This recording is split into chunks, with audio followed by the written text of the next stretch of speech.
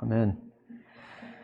우리가 이때까지 공부한 창세기 본문은 1장 우주 생성에서 8장의 노아의 방주와 홍수 이야기까지 보았습니다.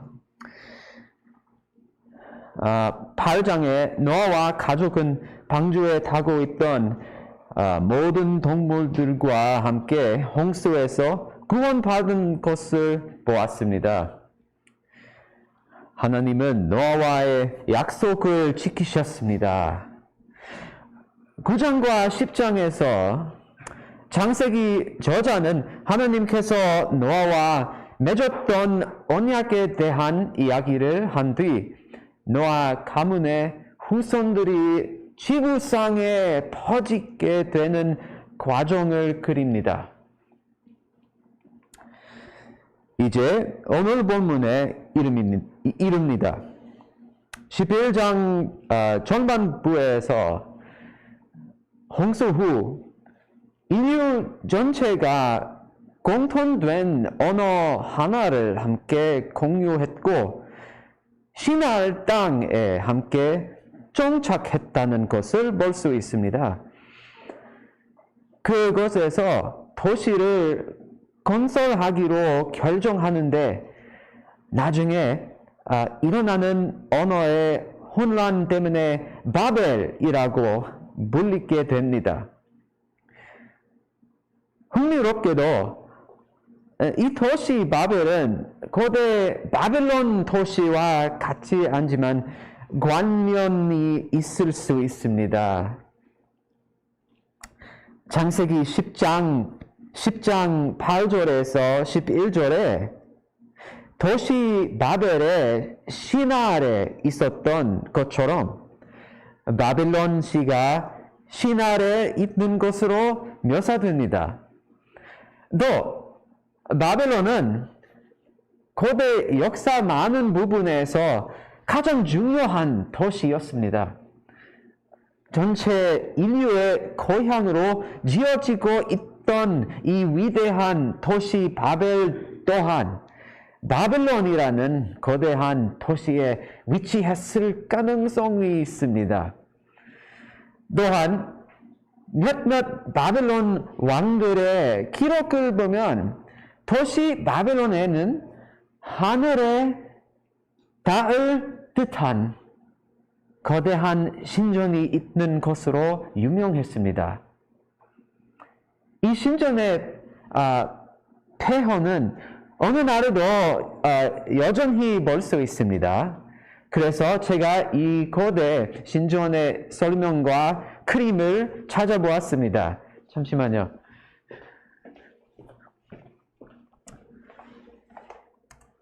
네.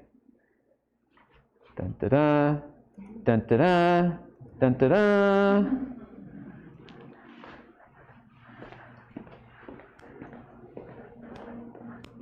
네. 고대 바벨론에 있는 저 신전이 창세기 11장에 묘사된 바벨탑과 같은 것일까요? 역사적 증거가 될까요? 아닐 수도 있고 맞을 수도 있지만 확실히 가능성은 있습니다. 자, 어쨌든 이 본문으로 하나님께서 우리에게 가르치시는 것이 무엇인지 봅시다. 본문에서 인류 전체가 같은 언어로 뭉쳐 같은 장소에서 함께 생활하고 있음을 알 수 있습니다.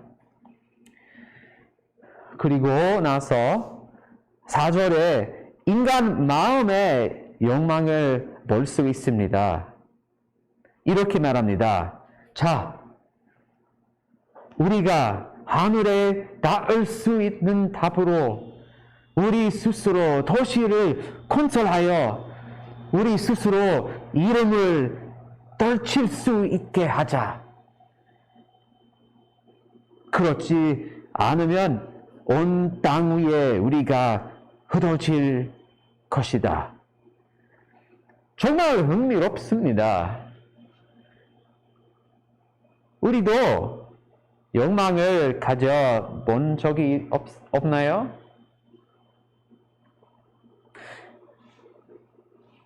네, 감사합니다. 먼저 인류가 얼마나 흩어지길 원하지 않았는지 주목해 봅시다. 인류는 함께 뭉쳐 있기를 원했습니다. 문제는 창세기 9장에서 하나님께서 노아와 그 후손들에게 결실을 맺고 술을 눌려 땅을 메워라는 구체적인 지시를 내리셨다는 것입니다. 인류를 향한 하느님의 열망은 인류가 지구촌에 퍼지는 것이었습니다.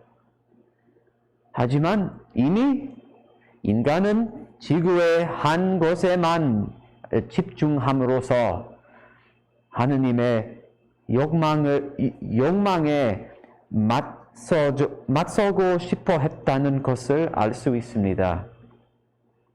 왜 그랬을까요?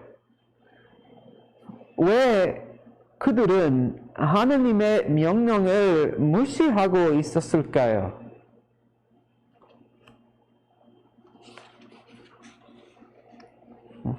이제 이것은 핵심적인 두 번째 반역으로 이어집니다. 11장 4절에서 왜 이들이 함께 있고 싶고 도시와 높은 답을 짓고 싶은 이유를 듣게 됩니다. 바로 스스로 이름을 덜치길 원했기 때문입니다. 하나님에 대한 인류 죄악의 핵심이 아닐 수 없습니다. 아담과 이브가 하나님처럼 되고 싶어서 처음 죄를 지었듯이 신 아래 사는 사람들은 하나님의 영광을 스스로 차지하기를 원했습니다. 세상이 그들의 이름을 기억하기를 원했습니다. 자신들의 영광이 저 위대한 건물 속에서 다음 세대가 볼 수 있도록 서 있기를 원했습니다. 이것이 우리가 살면서 창조주 하느님을 거절하는 힘이 아닐까요? 그리스도인 여러분, 예수님을 알기 전에 여러분의 삶을 생각해 보세요. 누구를 위해 사셨습니까? 누구가 영광 받으려 했나요? 우리는 모두 그랬었습니다. 여기 11장에 나오는 사람들처럼 예수가 우리 삶에 들어오시기 전 우리가 그랬던 것처럼 오늘날 전 세계 사람들은 자기 자신이 영광 받는 삶을 살아갑니다. 하나님을 숭배하는 대신 개인적인 욕망을 숭배합니다. 하나님을 섬기는 대신 자신의 이익을 섬깁니다. 이 땅에서의 평화와 기쁨이 있는 삶을 찾기 위해 하느님을 대신 사람들은 돈, 존경, 명예, 권락에서 행복을 찾습니다. 창세기 11장 사람의 소망은 자신을 위해 이름을 지어주는 것이었습니다.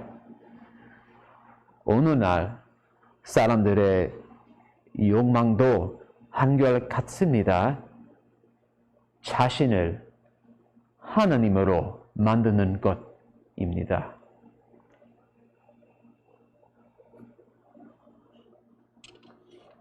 그래서 5절에서 9절을 보면 하나님께서 행동을 취하기로 결정합니다.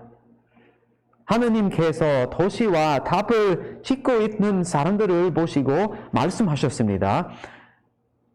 한 민족으로서 한 언어로 말하고 있어서 이런 짓을 벌이기 시작했구나.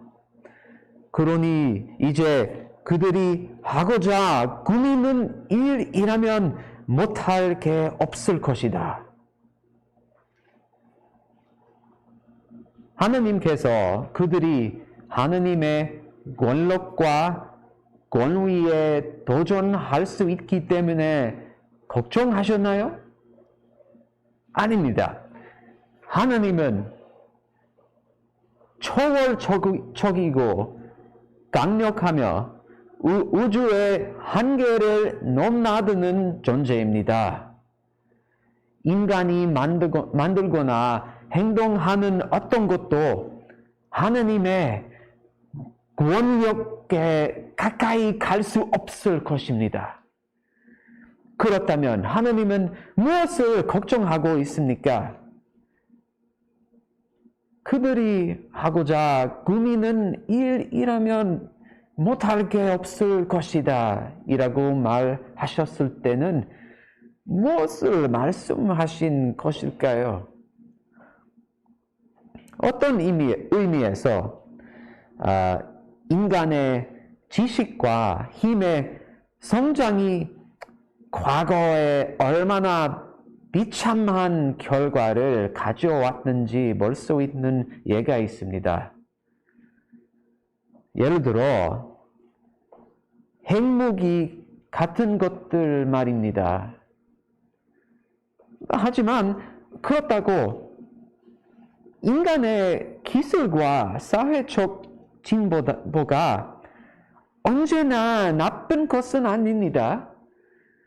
인간의 지식과 능력의 발전은 의학 같은 분야에서 인류에게 분명히 좋은 이익을 가져다 주었습니다.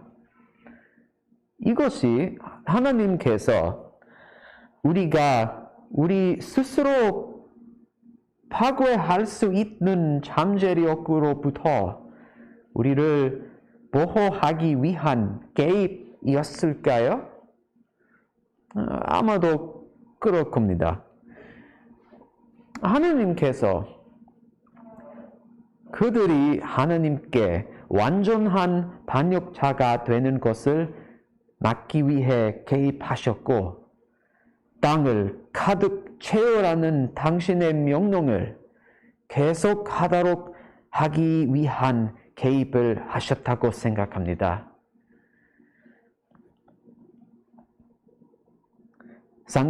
성경에서 이런 식의 일을 하는 하나님의 예는 이것뿐만이 아닙니다. 어떻게 예루살렘 초대 교회에 일어난 박해가 초대 기독교인들이 도시를 탈출하게 했고 이것이 유대, 사마리아 그리고 나머지 로마 제국 전체에 복음이 퍼지게 했는지 생각해 보세요.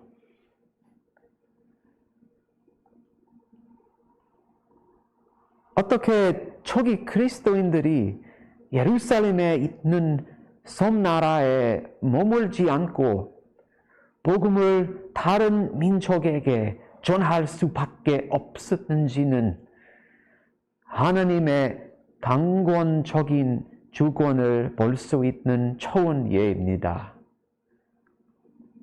아마도 여러분의 삶에서 갑자기 하느님께서 흔들어 놓으셔서 예상하지 못했던 행동을 하도록 강요받으셨던 예를 생각해 보실 수 있을 것입니다.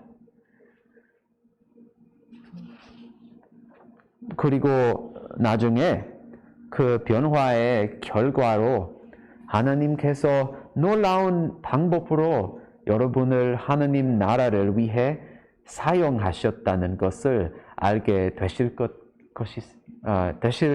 것입니다. 그래서 하느님은 8절과 9절에 사람들의 언어를 혼동하여 서로 이해할 수 없게 하고 함께 건축 프로젝트를 끝낼 수 없게 하십니다. 그들을 땅 위에 흩으시고 점점 인류는 언어, 문화, 심지어 신체적인 모습까지 다르게 되어 서로 매우 다른 모습으로 성장합니다. 그렇다면 오늘 무엇을 배워야 할까요? 하나님께서 오늘 이 본문을 통해 무엇을 말하고자 하시나요? 저는 두 가지를 강조하고 싶습니다. 첫째, 하나님께서는 계속되는 인류의 죄악과 자아 숭배 강조하시면서 궁극적인 미래의 구원을 위해 계속 인류를 인도해 나가고 계시다는 것을 보여주십니다. 지금까지 공부한 창세기의 맥락을 봅시다.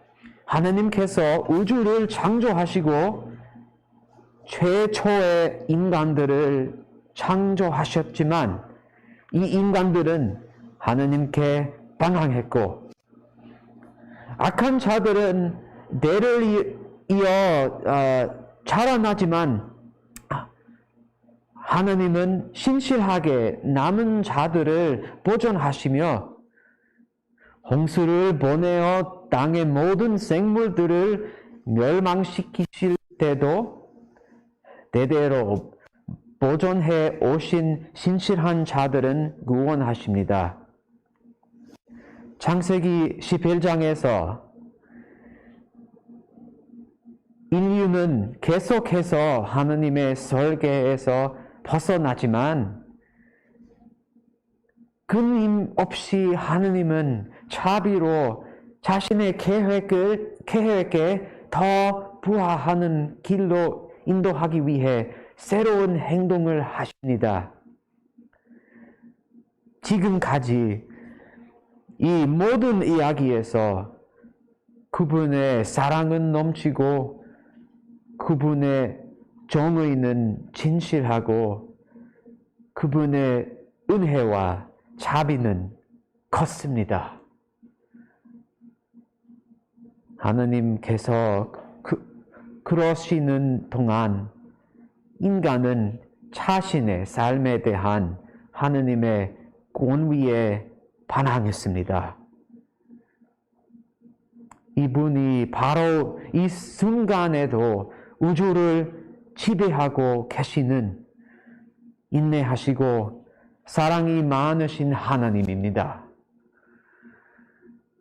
그럼에도 불구하고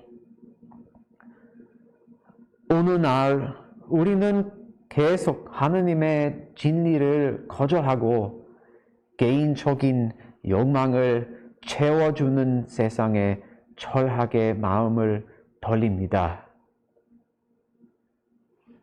이것은 성령님께서 우리에게 알려주시는 두 번째 포인트로 이어집니다.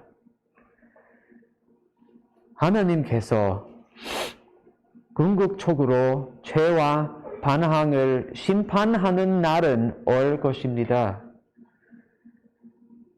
그날에는 죄에서 돌아서서 하나님께 회개할 수 있는 시간의 마감이 올 것입니다.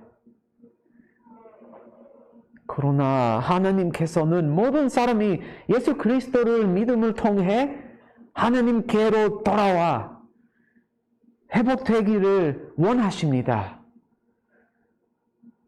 하나님께서는 당신이 창조한 세상과 사람을 너무 사랑하시고 이 모든 사람들이 구원받기를 원하십니다. 많은 사람들이 결국에 하나님을 거절할 것이라는 것을 알고 있지만 하나님께서 이미 이름으로 부르셨고 복음의 메시지만 전하면 하나님께 돌아올 준비가 되어 있는 사람들이 많이 있습니다.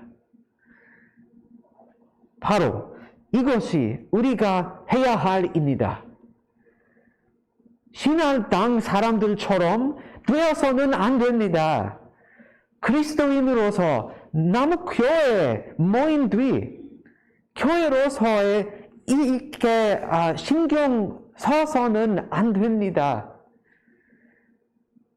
교회로서 그리고 이 세상의 기독교인으로서 우리의 욕구가 자신의 이름을 걸고자 하는 욕망이 되지 않기를 기도합니다. 오히려 우리가 섬기는 하나님께서는 우리가 가서 모든 민족을 제자로 삼으라는 지시를 내리셨습니다. 그리고 창세기 11장에 사람들이 지구상에 퍼져서 지구를 채워나가야 했던 것처럼 우리도 기독교인으로서 이 교회에서 나가 그리스도의 사랑을 우리 주변의 길을 잃은 사람들에게 전파하라는 부름을 받았습니다.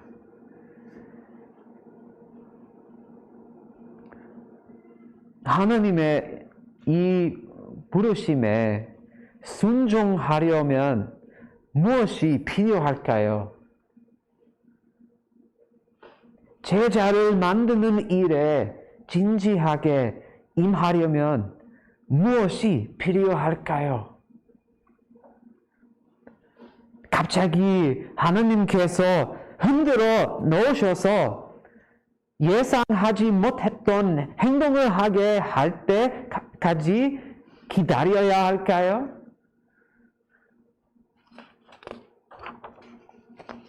복음은 서울에 있는 사람들과 한국 세상 끝까지 기쁨으로 전해져야 합니다. 우리는 성령을 받았으며 성령님의 도움으로 하나님이 우리에게 원하시는 모든 일을 할 수 있습니다.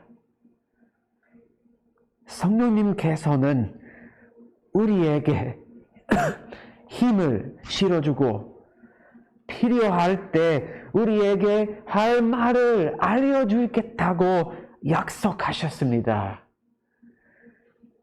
우리가 사랑과 희망의 메시지를 필요로 하는 세상에 나갈 때 성령님은 우리와 함께 계십니다. 지금 여러분 인생에 하나님께서 어떻게 여러분을 부르시는지 생각해 보세요. 어쩌면 선교사로 부르시며 복음의 빛을 세상 끝까지 들고 가라고 하시거나 아니면 한국에서 건강한 교회를 개척하라는 부르심을 주실 수도 있습니다. 어쩌면 직장 동료들, 가족들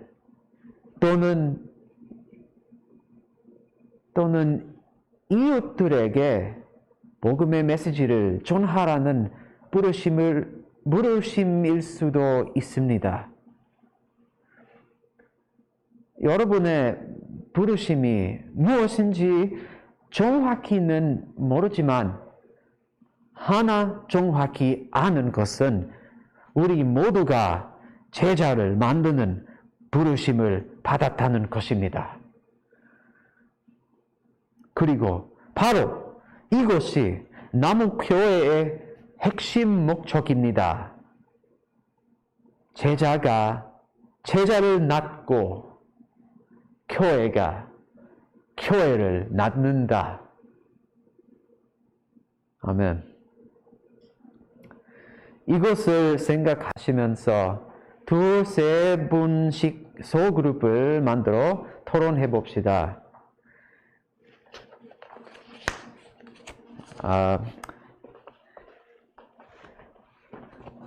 잠시만요.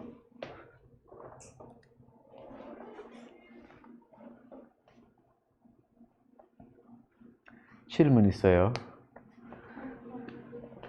아이고.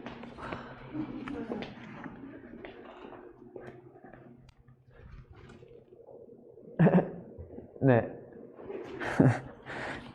네,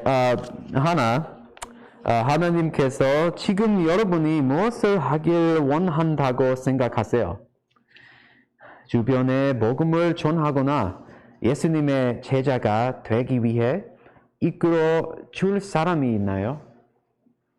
둘, 생각나는 사람이 있다면 나누어 보고 예수님의 삶을 나눌 기회가 생기도록 기도합시다. 토론이 끝나면 소그룹별로 기도로 맞춰주세요. 네, 소그룹을 만드세요. 시작합시다.